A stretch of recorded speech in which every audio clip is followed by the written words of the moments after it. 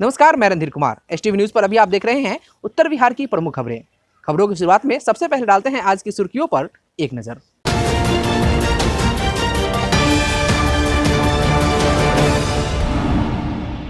दिल्ली से दरभंगा मोटरसाइकिल से जा रहे दो व्यक्ति हुए दुर्घटना के शिकार, मौके पर हुई मौत। शराब के नशे में जिंदा कारतूस और चाइनीज चाकू के साथ वार्ड सदस्य को पुलिस ने पकड़ा, मामला दर्ज कर भेजा जेल। जीप में रखा 800 ग्राम नशीला पदार्थ पुलिस ने किया जब्त, एक कारोबारी भी धराया। और पीडीएस दुकानदार से उपभोक्ता नाराज, समय पर राशन नहीं देने सहित लगाए कई आरोप।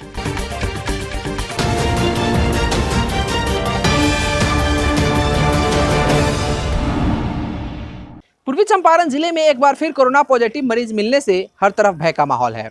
आज यानी शुक्रवार की शाम खबर प्रस्तुत किए जाने तक जिले में 2 कोरोना पॉजिटिव रिपोर्ट मिलने से हर तरफ हड़कंप का माहौल है। जानकारी के मुताबिक पिपरा कोठी से 1 और संग्रामपुर से 1 कोरोना पॉजिटिव मरीज मिले हैं। पूर्वी चंपारण जिला अंतर्गत चकिया NH28 महिंद्रा एजेंसी के सामने दिल्ली से दरभंगा जा रहे 2 युवक दुर्घटना के शिकार हो गए। जानकारी के मुताबिक मोटरसाइकिल से सवारी कर रहे 2 युवकों की अज्ञात ट्रक की चपेट में आने से घटनास्थल पर ही मौत हो गई। दुर्घटना की खबर पर स्थानीय पुलिस घटनास्थल पर पहुंची और युवक के पास गिरे पड़े मोबाइल से बात करने पर उनके परिजनों द्वारा जानकारी मिली कि दोनों युवक दिल्ली से दरभंगा जा रहे थे और परिजनों ने बताया कि वे लोग भी बस से दिल्ली से दरभंगा आ रहे हैं और दोनों युवक मोटरसाइकिल से चल रहे थे। दुर्घटना की खबर सुन उनके परिजन उतरकर चकिया थाना आए, जहां से कानूनी प्रक्रिया पूरी करते हुए मृतक का शव पोस्टमार्टम के लिए मोतिहारी सदर अस्पताल भेजा गया है। पश्चिमी चंपारण जिला अंतर्गत मझौलिया थाना क्षेत्र के रतनमाला पंचायत के वार्ड सदस्य मिथिलेश मिश्रा को बीती रात्रि पुलिस ने शराब के नशे में 7 जिंदा कारतूस और एक चाइनीज चाकू के साथ पकड़ा है। इस संदर्भ में थाना अध्यक्ष कृष्ण मुरारी गुप्ता ने बताया कि मिथिलेश मिश्रा एवं उद्धव शाह, मोती शाह, चंदन हलवाई के बीच भूमि विवाद चल रहा था। इसी बीच उन्हें दूरभाष पर सूचना मिली कि दोनों पक्ष आमने सामने हो गए हैं एवं ईंट पत्थर से मार कर रहे हैं। इसकी सूचना मिलते ही उन्होंने जमादार संतोष राम को दल बल के साथ भेजा। संतोष राम मौके पर पहुंचकर मिथिलेश को हिरासत में लेकर थाने लाए। जांच के क्रम में उसके पॉकेट से 7 जिंदा कारतूस एवं एक चाकू बरामद हुआ और साथ में 7430 रुपए भी नगद पाए गए एवं शराब का सेवन करने का भी मामला प्रकाश में आया। इस संदर्भ में बताया जाता है कि रतनमाला मिश्रा टोला के लाल साहब मिश्र द्वारा सरिस्वा बाजार के उद्धव शाह, मोतीलाल शाह एवं चंदन कुमार को की गई इसी जमीन में हिस्सेदारी को लेकर मिथिलेश मिश्रा एवं लाल साहब मिश्रा सहित खरीदारी करने वालों के बीच भूमि विवाद चल रहा था। थाना अध्यक्ष कृष्ण मुरारी गुप्ता ने बताया कि मिथिलेश मिश्रा पर मद्य निषेध एवं आर्म्स एक्ट के तहत प्राथमिकी दर्ज कर जेल भेजा जा रहा है। पूर्वी चंपारण जिले के पिपरा कोठी थाना क्षेत्र से महिंद्रा जीप में रखे 2 करोड़ रुपए मूल्य के 800 ग्राम नशीले पदार्थ के साथ एक युवक को एसएसबी ने गिरफ्तार किया है।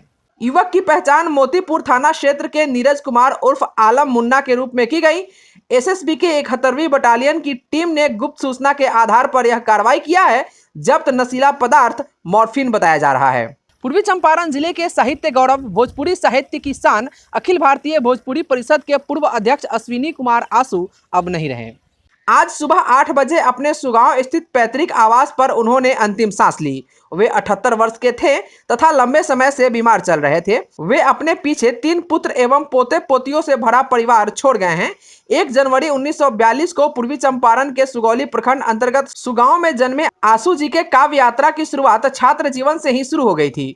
उन्होंने अपनी पहली रचना बिहार के प्रथम मुख्यमंत्री श्री कृष्ण सिंह के समक्ष अपने सुगांव स्थित विद्यालय में पढ़ी थी। उन्होंने देश के कई राज्यों में अपने गीति काव्य को सुशोभित किया और उनकी हजारों फुटकर रचनाएं विभिन्न पत्र पत्रिकाओं में छपती रही। साथ ही हिंदी पद संग्रह, भोजपुरी पद संग्रह, प्रगति के 25 द्वार सहित दर्जनों पुस्तकें प्रकाशित एवं प्रकाशनाधीन हैं। नीलही कोठी उनकी कालजयी रचना है, जिसमें चंपारण वासियों पर अंग्रेजी हुकूमत की जुल्मो सितम की गाथा को नाटक के रूप में प्रस्तुत की गई है।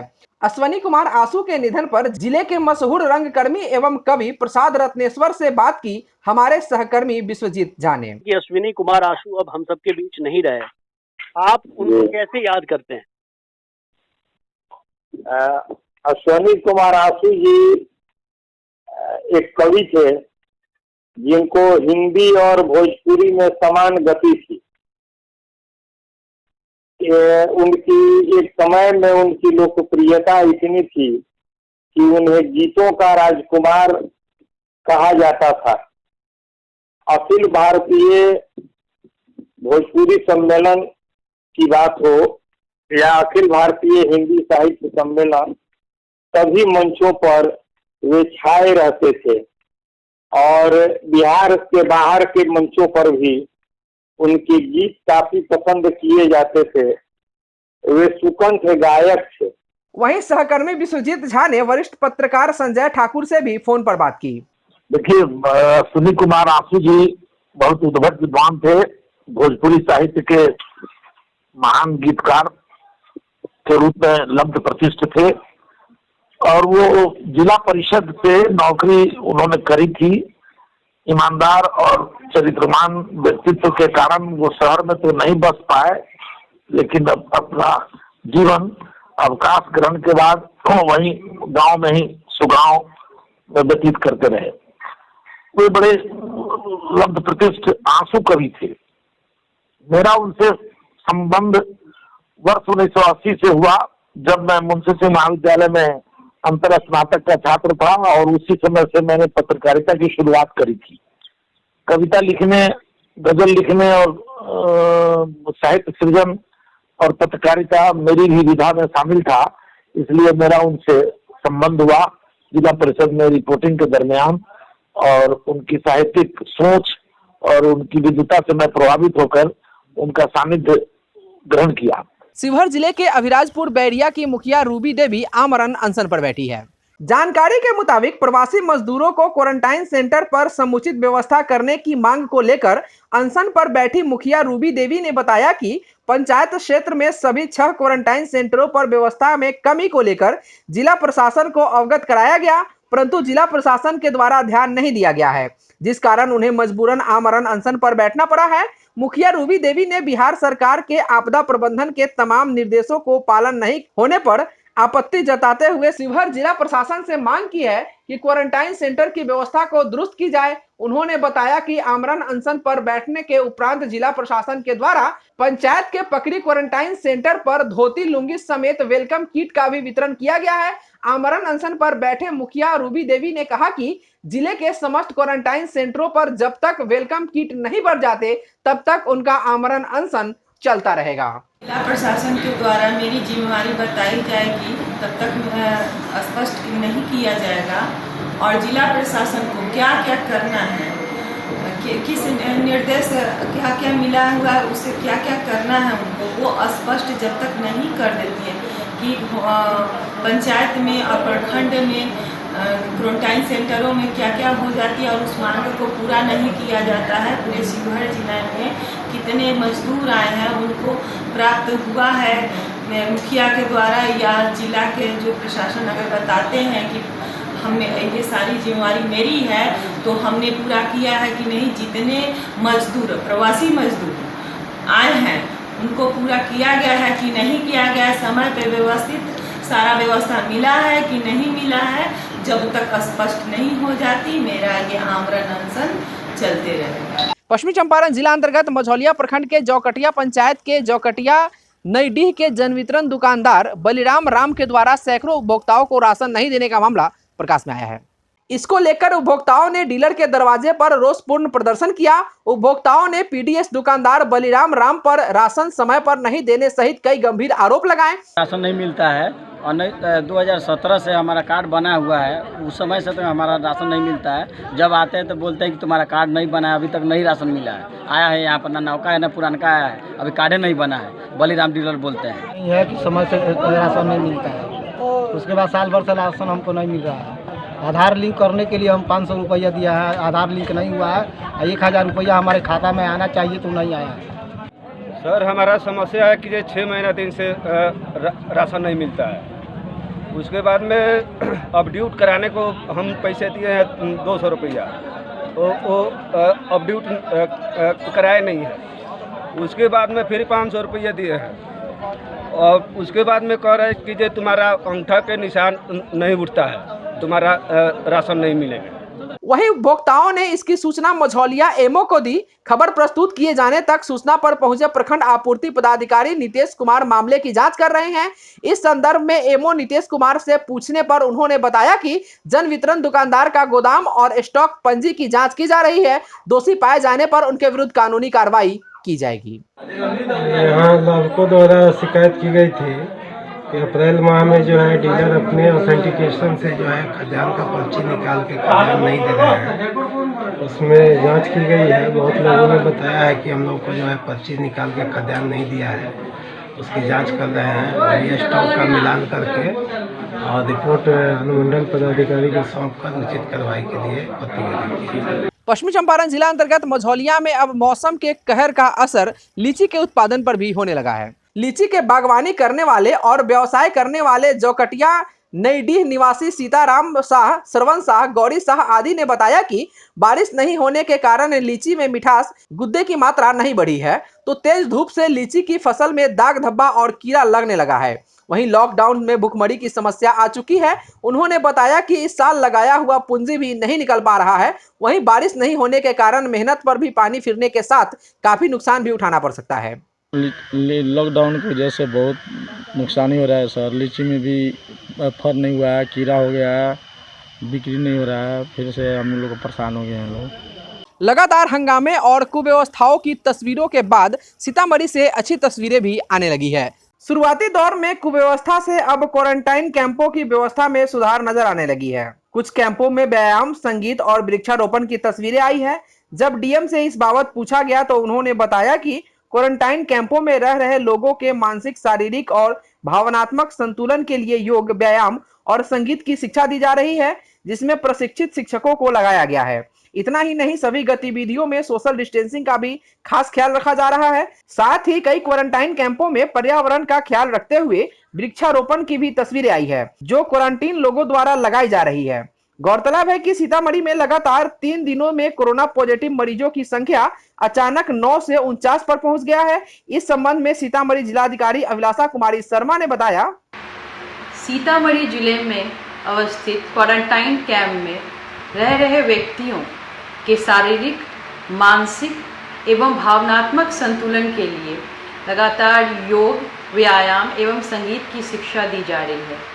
ये सभी प्रशिक्षित शिक्षक एवं ट्रेनर्स के द्वारा दी जा रही है और सभी गतिविधि में सोशल डिस्टेंसिंग का विशेष ध्यान दिया जा रहा है। बिहार विद्यालय परीक्षा समिति ने मंगलवार को मैट्रिक का रिजल्ट जारी कर दिया, जिसमें मोतिहारी के बंजरिया प्रखंड स्थित अलमाइटी टीचिंग सेंटर के सोनू कुमार ने 435 नंबर लाकर अपने माता पिता और शिक्षक सहित अपने प्रखंड का नाम रोशन किया है।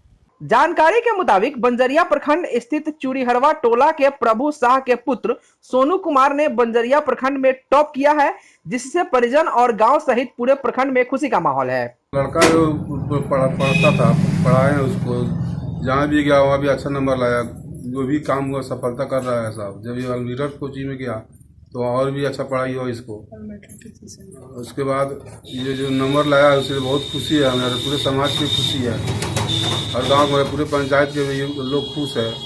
लोग आकर मिल रहे हैं हमसे, पूछ रहे हैं, हम बता रहे हैं अच्छा नंबर लाया है। वैसे वो खुशी और क्या चाहिए हमको, जब लड़के को पढ़ाई खुशी के लिए, वो खुशी हमें मिल गया। बहुत खुश है हम लोग, हमारा परिवार भी बहुत खुश है, गाँव समाज भी बहुत खुश है हमारा। वहीं अलमाइटी टीचिंग सेंटर के डायरेक्टर ने शिक्षक और विद्यार्थियों के प्रति आभार व्यक्त की है और विद्यार्थियों के उज्जवल भविष्य की शुभकामना दी है। मैं रजत कुणाल, अलमाइटी टीचिंग सेंटर का डायरेक्टर, जो कि अपने सभी विद्यार्थियों और शिक्षकों के मेहनत के प्रति आभार व्यक्त करता हूं। हमारा शिक्षण संस्थान जो कि प्रत्येक वर्ष अपने क्षेत्र में बहुत अच्छा रिजल्ट देते आया है। इससे पहले भी कई बार मैथ और साइंस में 100 में 100 स्टूडेंट का आ चुका है, और इस बार भी सोनू कुमार जिन्होंने 435 अंक प्राप्त किया है, 87% अंक, जो कि बिहार बोर्ड में काफ़ी अच्छा मार्क्स माना जाता है, और इन्होंने प्राप्त करके बंजरिया प्रखंड में अपना स्थान सर्वोच्च प्राप्त किया हुआ है। कोरोना वायरस जैसी वैश्विक महामारी में समाज सेवी सह अखिल भारतीय कांग्रेस कमेटी के सदस्य और गोविंदगंज निवासी इंजीनियर शशिभूषण राय उर्फ पप्पू राय प्रवासी मजदूरों की मदद में लगे हैं। जानकारी के मुताबिक अरेराज अनुमंडल के बाहर दूसरे राज्य में फंसे जरूरतमंद मजदूरों को अपने निजी संसाधनों से लाखों की सहायता राशि उनके खातों के माध्यम से उनके पास पहुंचाने का कार्य किया है। अरेराज अनुमंडल के मजदूर जो महाराष्ट्र, मध्य प्रदेश, राजस्थान इत्यादि राज्यों में फंसे लगभग 26,000 मजदूरों में से ज्यादा जरूरतमंद 7121 मजदूरों का चयन करके श्री राय ने अपने निजी संसाधनों से सीधे उनके खाते में रुपए भिजवाया है। श्री राय ने बताया कि लगभग 50 लाख की लागत से 2 बड़ी हाईटेक एम्बुलेंस है, जिसमें एक एम्बुलेंस अरेराज और दूसरी एम्बुलेंस सदर अस्पताल मोतिहारी में अपनी निःशुल्क सेवा दे रही है। हम लोग यहाँ पर एम्बुलेंस के सहायता मार्फत कार्य करना प्रारंभ किए और जो हमारा एक एम्बुलेंस जिला में प्रत्येक जगह पर खाना यहाँ से वहाँ और मरीजों को लाने और ले जाने का काम कर रहा है। दूसरा अरेराज अनुमंडल में कार्यरत है, जहाँ पर जो जरूरत होता है। अभी के समय में प्रारंभ में जो हम लोग स्टार्टिंग जब कोरोना का आया तो इससे लोगों के बीच में एक दहशत का माहौल आ गया। लोग चाहते थे कि यहाँ पर हर एक गांव, हर एक गली सैनिटाइज हो, जिससे वो अपने आप को सुरक्षित महसूस करें। उस समय यहाँ पर सैनिटाइजर का व्यवस्था यहाँ के लोकल दुकान पर, यहाँ पर प्रशासन, हॉस्पिटल कहीं पर नहीं था। हम लोगों ने बहुत प्रयास कर पटना से सीधा यहाँ पर ब्लीचिंग पाउडर, हाइड्रोक्लोराइड मंगाया और प्रत्येक एरिया को सैनिटाइज कराने का काम किया।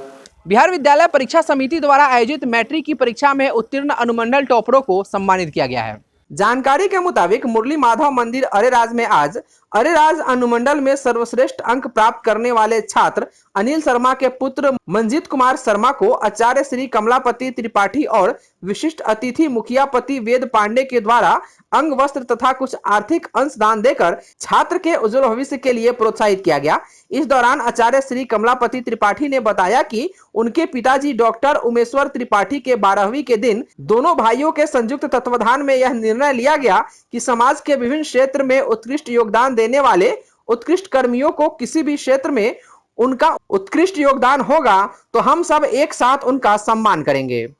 गोधामवासी डॉक्टर उमेश्वर त्रिपाठी जी जो हमारे पिताजी हैं, हम दोनों भाइयों के डॉक्टर श्रीपति और मेरे संयुक्त तत्वाधान में हम दोनों ने एक निर्णय किया उनके द्वादशी के दिन कि समाज के विभिन्न क्षेत्रों में उत्कृष्ट योगदान देने वाले उत्कृष्ट कर्मियों को, चाहे वो शिक्षा हो, कला हो, साहित्य हो, संगीत हो, खेल हो, किसी भी क्षेत्र में जिनका उत्कृष्ट योगदान होगा, हम सब एक अंशदान के साथ उनका सम्मान करेंगे। इसी क्रम में कल हम और डॉक्टर श्रीपति त्रिपाठी ने श्री मुरली मनोहर माधव मंदिर में चयनित प्रखंड टॉपर श्री मंजीत शर्मा पुत्र श्री अनिल शर्मा टोला को हम सबों ने सम्मानित किया। आज के लिए बस इतना ही। एसटीवी न्यूज पर प्रसारित होने वाली खबरें, प्रोग्राम्स आप जीटीपीएल के चैनल नंबर 985 और डेन के चैनल नंबर 155 के साथ साथ आप अपनी सुविधा अनुसार मोबाइल फोन पर भी देख सकते हैं। अगर आप हमें यूट्यूब के माध्यम से देखना चाहते हैं तो एसटीवी न्यूज के ऑफिशियल यूट्यूब चैनल को सब्सक्राइब करें और बेल आइकॉन दबाकर ताज़ा वीडियोज की नोटिफिकेशन प्राप्त करें। फेसबुक पर हमारे साथ जुड़ने के लिए एसटीवी न्यूज के ऑफिशियल फेसबुक पेज को लाइक करें और ट्विटर पर एसटीवी न्यूज को फॉलो करें। तमाम लेटेस्ट अपडेट के लिए देखते रहिए उत्तर बिहार का सबसे तेजी से उभरता न्यूज चैनल एसटीवी न्यूज, सच की आवाज़। नमस्कार।